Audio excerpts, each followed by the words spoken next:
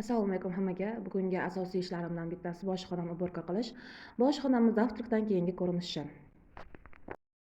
Oshxonamni har doim ideal darajada ushlab tura olmayman. Yosh bolalarim bor, shuning uchun har doim shoshganimdan qo'limdagi narsani duch kelgan joyga qo'yib ketaman yoki hech kim ko'rmasligi uchun shkafchiga solib qo'ygan paytlarim ham bo'lgan. Men ayniqsa bolasi bor onalar to'g'ri tushunadi degan umiddaman, chunki bitta men bunaqa bo'lmasam kerak. Men bolalarim bilan hamma ishga ulguraman, hamma narsani vaqtida qilaman, tartibliman deydigan onalar sizlar qo'lingizdan kelayotgandir. Shaxsan meni qo'limdan bu narsa kelmayapti. Shuning uchun qachon vaqtim bemalol bo'lganida, bolalarim uxlatganimda yoki bolalarim o'zi bilan ovora bo'lgan vaqt hamma joyi to'g'rilashga, yig'ishtirishga harakat qilaman. Ideal ozodalikni ushlab turish bu juda ham qiyin. Ayniqsa bitta bo'lsa ham bolasi borlar meni tushunadi, chunki bolali uyda u tartib degan narsani o'zi yo'qda. Hamma joyi chinichiroq qilaman deb, hamma joyi tozalayman deb, hamma narsaga ulguraman deb o'zim asabiylashgan, bolalarimga baqirgan, chaqirgan, ular yig'lagan paytlar bo'lgan, lekin qo'limdan kelmagan. Shuning uchun vaqtim bo'lganida qilaman. To'g'ri, ideal ona, ideal kelin, ideal xotin bo'lish bu juda ham qiyin. Hozir bolalarim bog'chaga borishmaydi, uchalasi ham uyda o'tirishadi. Shuning uchun har doim meni qattiq yig'ishtirishayotgan payt, ular обязательно qattiq yoyib o'tirishgan bo'ladi. Oyim zerikib qolmasin, oyim bo'sh o'tirmasin deb menga обязательно nimadir ish tayyorlab o'tirishgan bo'ladi. Oldin onam ko'p aytardilar. Oshxonaga kirsalaring 5 minutda tozalab chiqasanlar. Men kirsam 2 soat vaqtim ketadi dedilar. Tushunmasdim. Haqiqatan men hozir bitta oshxonaga kirsangiz, idish yuvaman deysiz, hamma joydagi idishlarni yig'ishtirasiz, musorlarni yig'ishtirasiz, gazim toza bo'lsin deysiz, mebelingizni iz qolgan bo'ladi, izimni artaman deysiz, ortiqcha narsalarni yig'ishtiraman deysiz, xolodilnik, pol, chang, pilisos, shuni o'ziga 2 soatdan vaqt kerak bo'lsa, ko'p vaqt ketar ekan. Uyda nonlarimiz ko'payib ketibdi. Yomon bo'lib qolishini kutmasdan suxarik qilib qo'ydim. Suxarik baribir suyuq ovqatlar bilan yaxshi ketadi, bolalarim ham yaxshi yeydi. O'zimcha video olayotganimda qilayotgan ishlarimni ovozlari bilan olaman, chiroyli chiqadi deb o'yladim, lekin men olgan ovozlar boshqacha bo'ldi.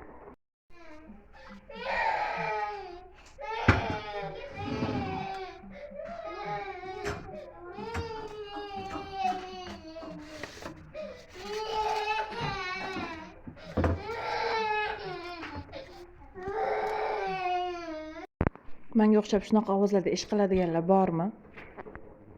Internetda ko'rdim. Ovqat qilayotganda gaz atrofiga folga qog'oz yozib qo'yishibdi. Men ham shunaqa qilib ko'rmoqchi bo'ldim. Lekin men har doim ovqat qilganimda yonida yana bitta ko'zida choy qaynaydi yoki kasha qilinadi yoki yana boshqa qozonda nimadir pishirilayotgan bo'ladi. Buni iloji yo'q ekan men uchun. Shuning uchun men har doim ovqat qilganda yoki vaqtim bo'lganida artib turgan yaxshiroq deb o'ylayman. Yandex.Go'dan qirg'ich o'rniga setkali mato oldim.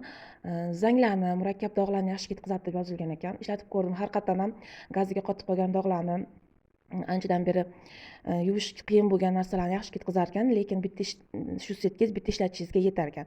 Eng asosiysi o'zidan keyin har xil chiziqlar, izlar qoldirmas ekan. Menga shunisi juda ham yoqdi. Shu videoni olish uchun 3 soatdan ortiq vaqtim ketdi. Chunki bolalarim o'rtasida jahon urushi bo'ldi, 2-3 marta tarbiyali soat o'tdim, asablarim buzilgandan lirik chekinishlar bo'ldi va oxiri obedlantirib, yarim soatdan oshiq vaqtim uxlatishga ketdi, keyin xotirjam ishlarimni qilib oldim. Kun davomidagi eng yoqimli vaqt menimcha bolalar uxlagan vaqt bo'lsa kerak.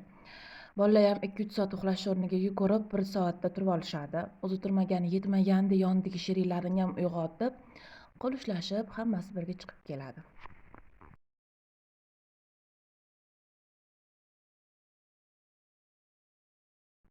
Orada uy uchun olingan sredstvalarni ham joy-joyiga qo'yib oldim.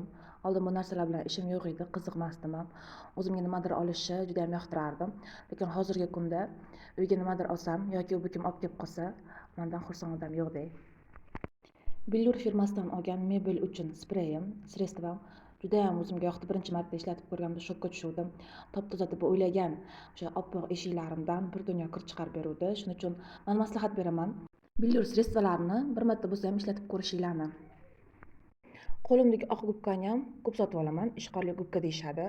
U bilan qo'lingizlardagi dog'larni, yog'dan qolgan dog'larni, vanna, tualet, kafellarni tozalash juda ham oson. Ishlatib ko'rganlar biladi. Telefonimning kamerasi ham o'zi xohlagandek oladi. Xohlasa tiniq, xohlasa chiroyli, xohlasa o'ynab-o'ynab oladi, xohlasa xira oladi, xohlasa вообще olgan videoingizni ochmaydi ham. Shuning uchun xo'jayinim aytibdilar, yangi yilgacha 400 ta obunaching bo'lsa, men senga yangi telefon olib beraman dedilar. Lekin 400 ta tugul hali 300 ta ham bo'lganim yo'q. Shuning uchun balki Alloh nasib qilsa, peshonamga yozilgan bo'lsa, yangi telefonlar ham bo'lib qolarman. Hozirgi trenddagi iPhone 17 oranjiviy rangidan demayman. Oddiygina kamerasi yaxshi oladigan, xotirasi kattaroq Samsung telefonlar ham bo'ladi menga.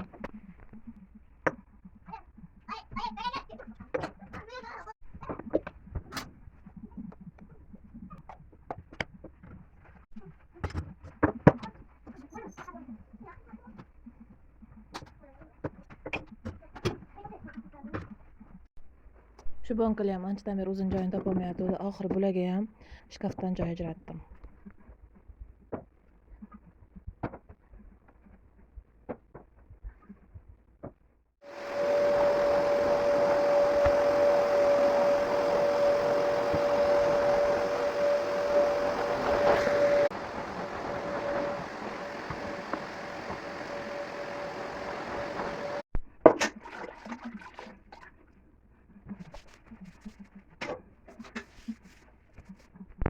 Oshxonamni ham xudoga shukr yig'ishtirib oldim. Shunda ham xolodilnikka ulgurmadim, chunki xolodilnikka o'zi ham 1-2 soatlik gap degani. Endi bu tozalik obed yoki ujingacha yetadi.